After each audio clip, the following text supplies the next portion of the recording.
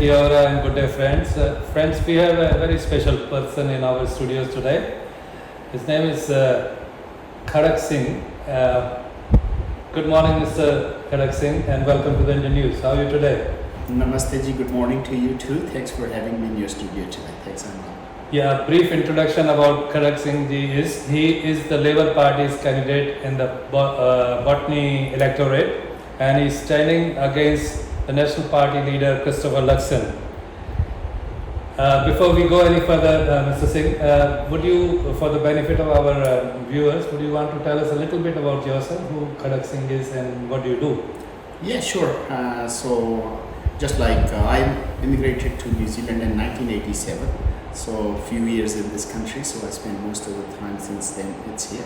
Just like I was a student of law, graduate from Punjab University.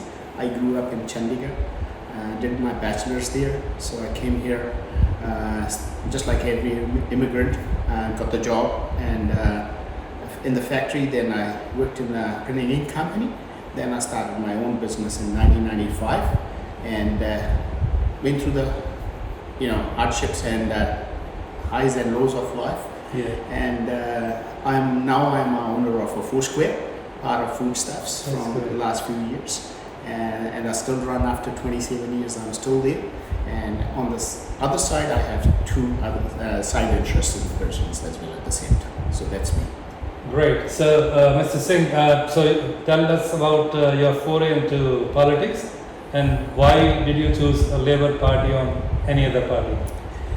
Yeah, so Labour Party, I always have a very soft heart for them since we arrived in New Zealand, because if you remember in 1987, late Mr. Longi gave us the amnesty, and so that's why we are here today. Yeah. And since then I always have a soft corner for Labour Party, and I always believe Labour Party is for the people who need help really.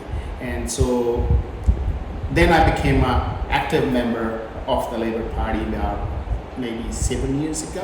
So that was the first time I joined any political party, even though I was working in the social community quite a bit. As you probably see, best thing to do is just Google search my name, Kharag Singh, then you'll know what I do for community, what I did for community, and what are my roles, rather than me telling you over the mic or in my interview. So that would be a good start.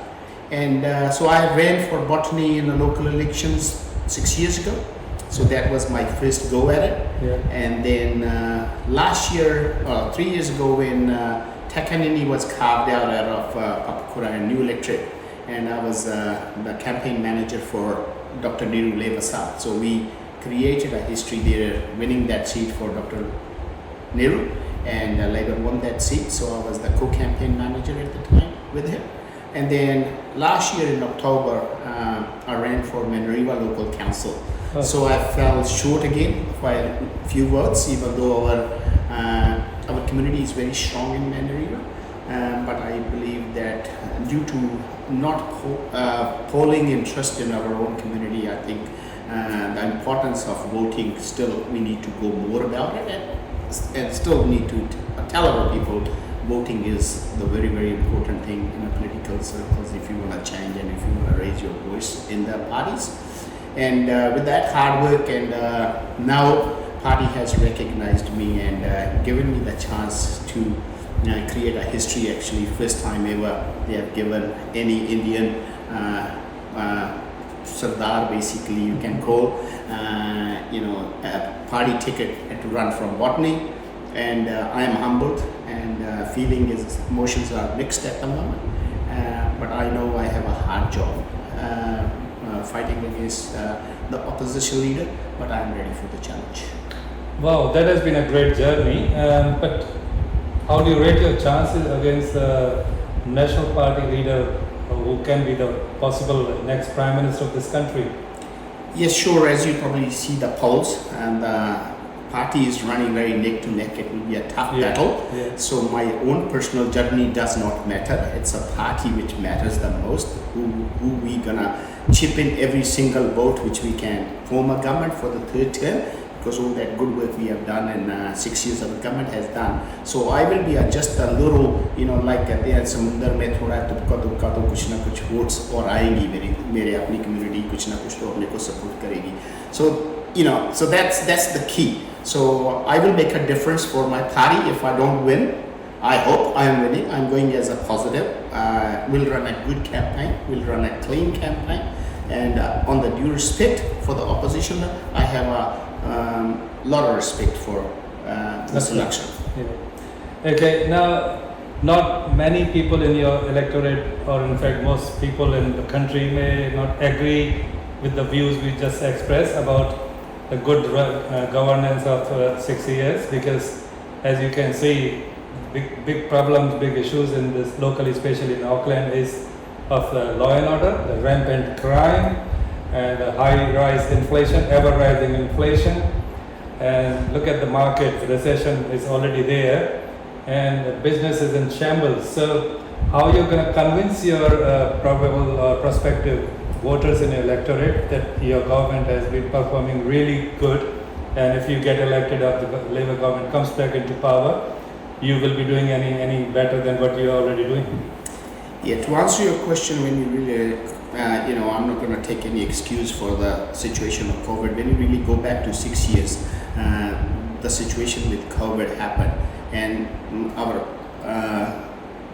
previous Prime Minister, Honorable Jacinda Ardern, was a hero that has looked after the country, saved our lives. First of all, if you have a life, then we can look after the economy. If we, For sure. Yeah, so that is one thing we must understand, that we are alive today. Of course, there are challenges, and with that COVID, then the situation has slowly coming to what you have explained. There are challenges. Our government is tackling that challenges one on one. Our country is doing very good in OECD countries around the world. In UK, the inflation is 12 to 13%. That does not make it like we are living crisis newly. Of course, I agree with you, there are challenges, but I'm sure our government is doing enough. Like lately, our budget, they have given the subsidies, $5 charge is gone, bus fares for 13 is free, and then there's half reduction on the fares for under 25s. So these things will contribute, and also with the low order, and which is I'm also, like you said, I'm a retailer. I've been through that. I'm a victim of This that. particular point is a very hard selling one for you. Yeah, 100%. So I'm not gonna shy away from it, because it is a truth. It's a fact. And what I am also doing is I am raising those voices within the party, and also you can see with the 1,800 cops on the street, and that's on top of whatever we have, excluding the retiring police officers.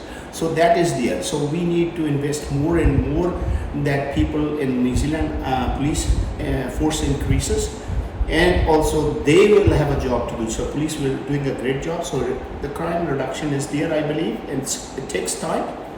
And the more funding into the organizations which gonna look after these kids who are causing a mayhem out there.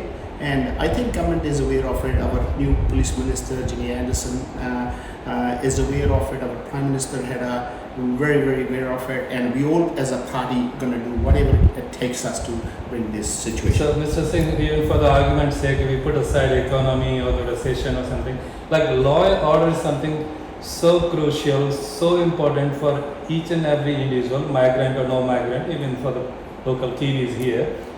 What do you think can be the reason government being so soft on the criminal? Like, people who do the ram raid or burglary, they're out on the street again 48 hours later. What's the reason they are not put behind the bars for a longer period and given the tougher punishments? Yeah.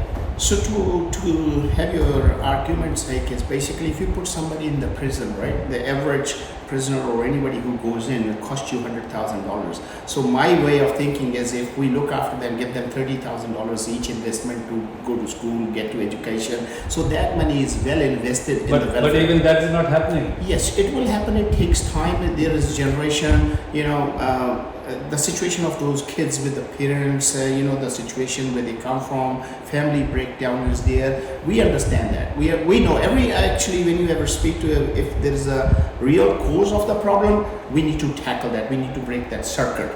and that's what our government is focused on. Make sure they don't end up with the criminals inside and learn more, become a bigger criminal. So what I can make out with your answer is that it may take a generation's time to finally to reach to that situation when the poor innocent business people or a man on the street stops being a victim or a sufferer.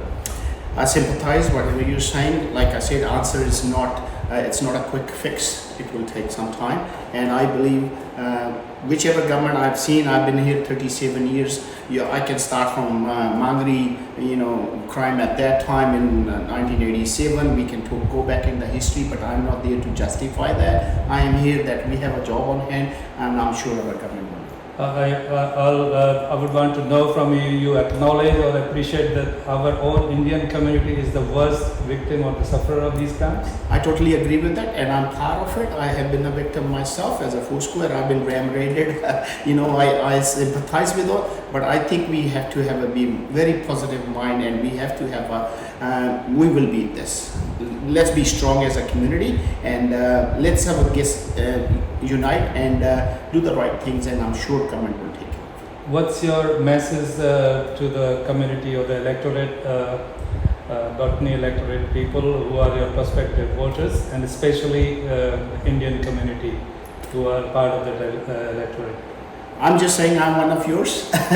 So I am locally involved, and the last 37 years I lived in South Auckland in Botany area, and run my business there. My investments are in my business, other interests are in Botany, and if you ever want to reach out to me, please, I'm open my Facebook page. If you want to call me to your cottage meetings, I am there for you, but it is a chance for you that let's make a history in the Labour Party, that one of yours is first time as a Punjabi Sardar has been opened the door by our party, and Indian, more Indian, and let's do that pride for our community.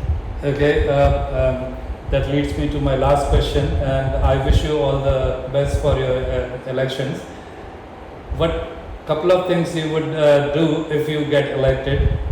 And if you are part of the government or the Labour comes back to power, what are those couple of good things you would be doing to improve the situation in your electorate? I will be your voice to start with, whatever the situation where before we were looking for someone, and I will be yours. I definitely will raise your voice within the concerned ministries or within the caucus or wherever I can to help our community. I will be definitely your voice, which I have been for so many years. Thank you. On that note, we conclude our interview with Mr. Kharag Singh. Thank you so much for your time, Mr. Singh. Thank you, Ji. And all the very best for you. Thank you for having me here, and all the best, and thank you. Thank you.